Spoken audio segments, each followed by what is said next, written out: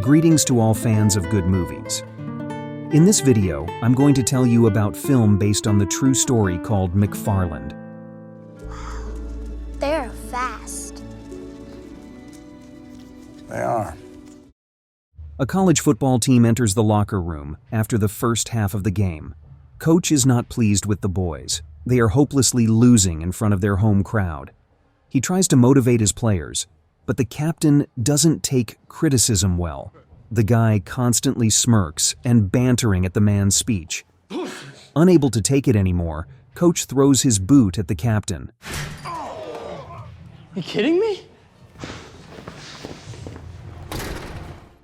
After this incident, Coach gets fired. He, along with his entire family, moves to another city. McFarland is located near the border with Mexico, so it's considered not very comfortable to live in.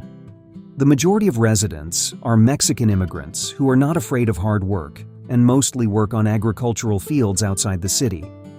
Our character's name is Jim White. He has been involved in coaching all his life and only in this place managed to find a suitable position for himself.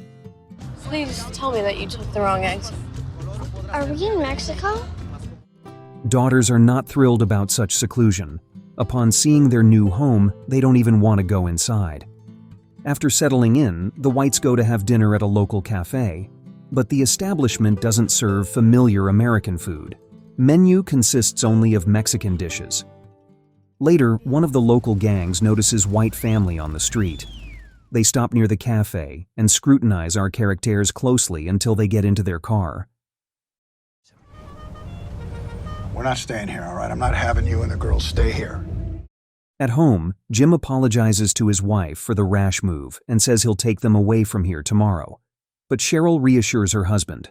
She understands that he won't find another job right now, and besides, moving and changing schools constantly isn't good for the girls.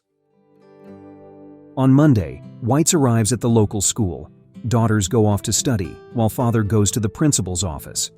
From their conversation, we learn that our character has been fired from his job for the third time, and this place is his last chance for rehabilitation.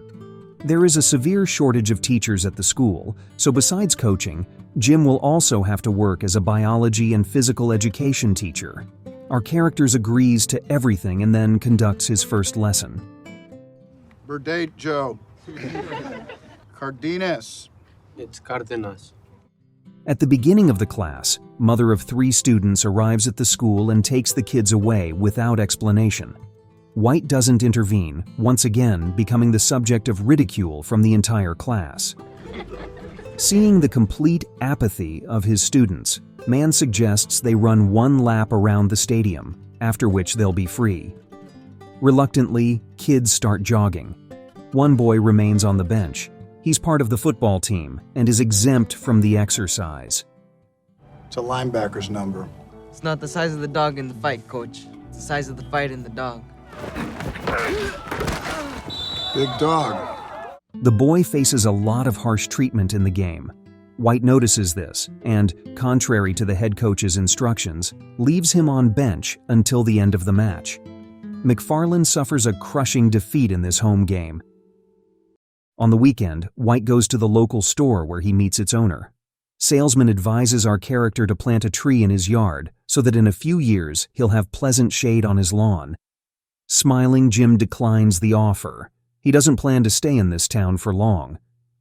On the street, White encounters his students and asks why they woke up so early on a weekend. Kids explain that they've been accustomed to working in the fields with their parents since childhood, so they simply don't have weekends. The leader of the local gang then approaches them and takes one of boys away. Who's the driver? That's Javi, Victor's uncle. Just got out. Where's his father? Still in there. At the school, head coach of the football team complained to the principal about his assistant, which led Mr. Camillo to suspend our character from coaching activities. However, White remained at the school as a teacher. During a lesson, man notices 4 boys who run significantly better than their peers. From that moment on, he begins to closely observe gifted pupils. In the next scene, we see the usual routine of these boys. Their day starts early in the morning. After waking up, they gather their backpacks and head to work in the fields. Then they rush to school for classes. And after classes, they also run home. One day, Jim manages to measure the average running pace of one of the students. He brings this result to the principal and asks him to create a school cross-country running team. These are the times from last year's county meet, and this is where Thomas, top 10. These boys could be a ticket to a new life for our character. If they perform well, White will undoubtedly be noticed and invited to work at a prestigious private school. To form the team, one last step remains. Somehow need to attract difficult teenagers to running. At school, boys frequently get into trouble, so being enrolled in the running team becomes a disciplinary punishment for them. Danny Diaz? Hey, we needed 7. With all the runners assembled, team begins its first practice. At the end of the run, White asks his charges if they have more suitable running shoes. He receives the answer that it's their only pair of shoes at all. Soon, the day of the first preliminary race approaches. Before the race, Coach distributes uniforms and new running shoes to the entire group. Students from McFarland stand out significantly among the other teams, with nobody believing in their success. White explains rules to the boys and gives them final instructions before they all head to the starting line. Here they can't run without a cop behind them. Or a Taco Bell in front of them. At the beginning of the race, McFarland's team hold their own, and in the middle, Thomas even pushes into the lead. But on the final stretch, a long uphill begins, where they struggle and gradually lose positions. Denny finishes last. And McFarland. As expected by everyone, the new team takes last place. This result deeply disappoints boys, and they remain silent the entire way home. Understanding their disappointment, Jim takes full responsibility, admitting that he didn't check the route and didn't prepare the team for the grueling uphill. The whole evening, our character ponders over this bitter loss. Before bed, Cheryl reminds her husband about their eldest daughter's birthday and asks him to buy a cake after work for the celebratory dinner tomorrow. The next day, White takes team to an almond warehouse and makes them run up mounds, simulating uphill climbs. The boys quickly tire, but Coach doesn't allow them to stop. He reminds them of the bitter loss, and the training continues. Exhausted, they all make it to the end. Only Thomas isn't happy with this approach. He confronts White, reminding him that the boys are not runners, but simple pickers. Then he leaves the team.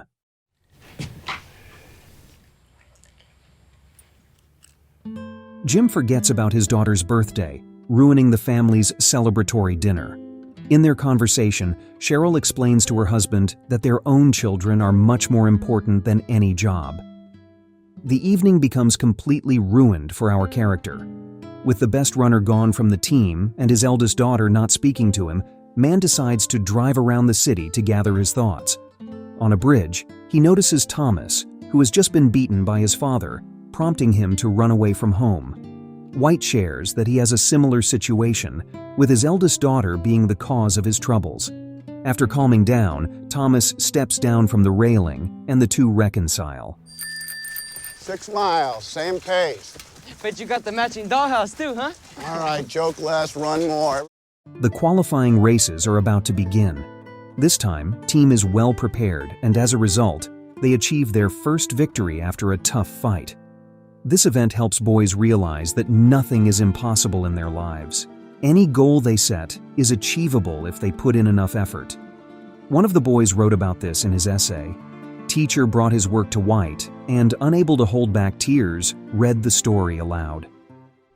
When we run, we own the earth. Not immigrants no more. When we run, our spirits fly.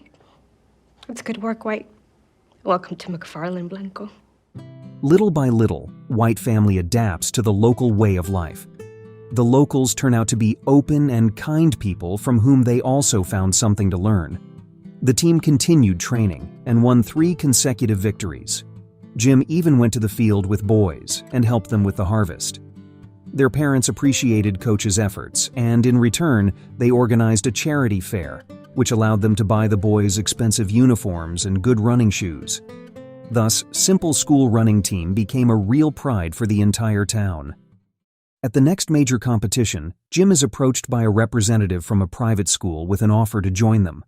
Our character takes the business card and goes back to his team. Before the race, he delivers a motivational speech, and all boys listen attentively. Feeling confident, McFarland steps up to the starting line. You play golf? Yeah, I do. This ain't golf. The team is well prepared, so they have no problems with the uphill section. Unfortunately, just before the finish line, Thomas falls, thereby losing several positions. To make it to the final, boys need to place in the top 4. After verifying the results, judges announce the winners one by one. McFarland ends up in 4th place. Look at that.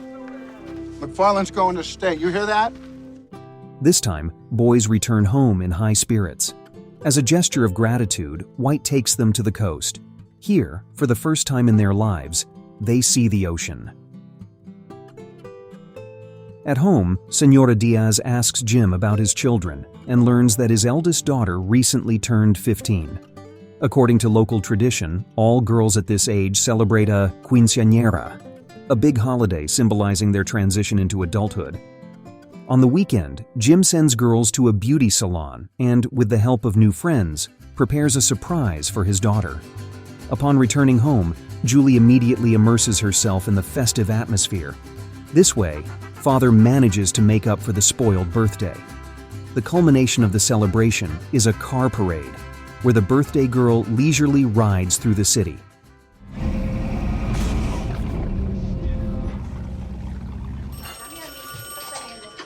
At that moment, a rival gang attacks the passing convoy. Julia is very scared, but remains unharmed. The next morning, Jim finds the saved business card and goes for an interview at the private school. He's offered excellent working conditions, and he informs his family about it. But the family is against moving. McFarland has become home to them. Here they found true friends for the first time. It's for you. Our character decides to stay with the team for now. On the day of the final race, the whole city comes to support their runners. Coach delivers another motivational speech, and then his teams head to the starting line. The entire future of the boys depends on this moment now.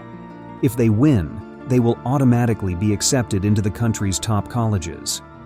This will allow them to help their families much more than just by picking crops. After the race, judges take a long time to tally the results. The students of McFarland School become the champions of California.